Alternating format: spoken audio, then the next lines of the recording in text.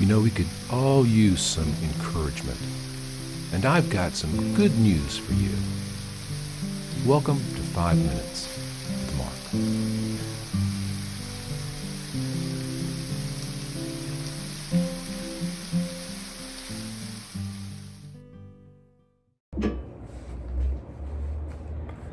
Greetings, friends. Welcome back to 5 Minutes with Mark. We're picking up the story today in the Gospel of Mark, chapter 3, at verse 9. If you remember last time, we've got this great multitude who's coming from all over to see Jesus. Well, this is what happens next. So he told his disciples that a small boat should be kept ready for him because of the multitude, lest they should crush him. For he had healed many, so that as many as had afflictions pressed about him to touch him.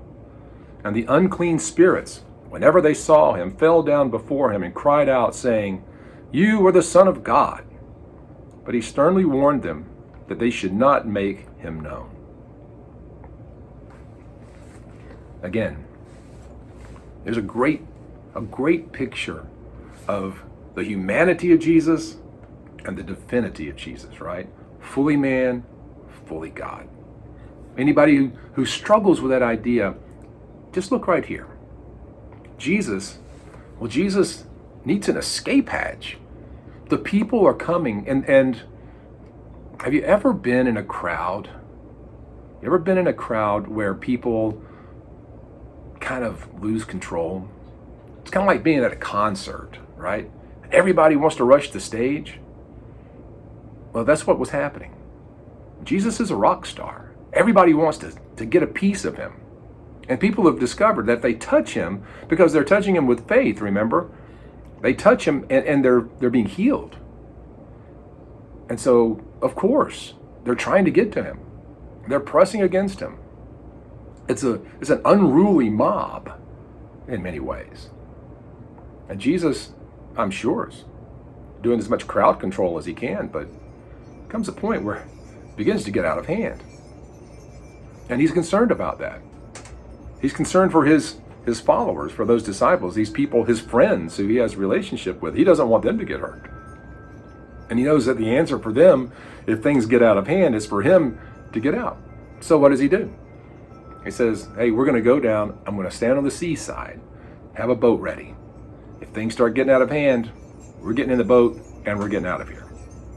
That's a very human thing to do, because Jesus was fully human. His bones would break, his flesh would tear, he would bleed. All these things are going to happen. They're all going to happen to him. And he knew. It wasn't time yet. He knew he was going to be crucified. He didn't want to get, stomped by an unruly mob who just desperately wanted to be there to touch him, to get some of the power, to get some of the healing, to be changed. You can understand why the Pharisees, the Herodians, are a little nervous about this guy. Because if he starts saying, hey, the way to me is to go tear down the temple, or go tear down the Praetorium. Let's go to Jerusalem, take over, kids. That'd be a pretty scary thing. And he had the charisma, and he had the power, and he had the momentum at this point to have really created some political problems. But of course, that's not what he was here to do. Yes, he was here to establish a new political system, one where God is the king and we are his subjects. So I like to live. But then the unclean spirits were coming out. The demons were coming out. And whenever they came out, the people who were filled with them, they would fall down and cry out, "You're the Son of God, you're the Son of God." Isn't it interesting how Satan, the enemy, was doing his best to make things as hard as he could? Because the last thing Jesus needed was for these Pharisees and these Herodians to come up and say, the demons are calling you the Son of God. If you say you're the Son of God, that's blasphemy. In fact, that's what they're going to get him on in the end.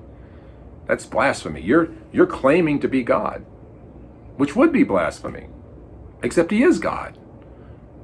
And he is able to cast out demons, heal the sick, walk on the water. He is going to rise again on the third day. Prove it. But at this point, from their perspective, he's just a troublemaker up in the hill country by the lake, and they've got to do something before it gets to Jerusalem and gets out of hand. That's their big idea. In the meantime, at ground zero, Jesus and his friends, well, he needs an escape hatch. Luckily, he calls some fishermen first. Maybe there was a reason for that. There's a boat nearby, and he can always get out. I think we need to carry that with us too. And understand that sometimes the conflict is not to be fought today. Sometimes when things start coming against us, we need to walk away. Jesus did. He was prepared to escape, to get away. I think there are times that we do certainly have to stand firm for our faith. And we need to be willing to go out and tell the truth. But we always need to do that in love. And I don't think Jesus wants us to be torn apart by the mob.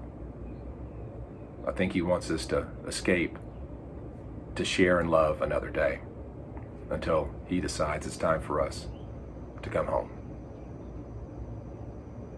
Keep that in mind. See you next time. I hope you're enjoying this Bible study, this quick devotion.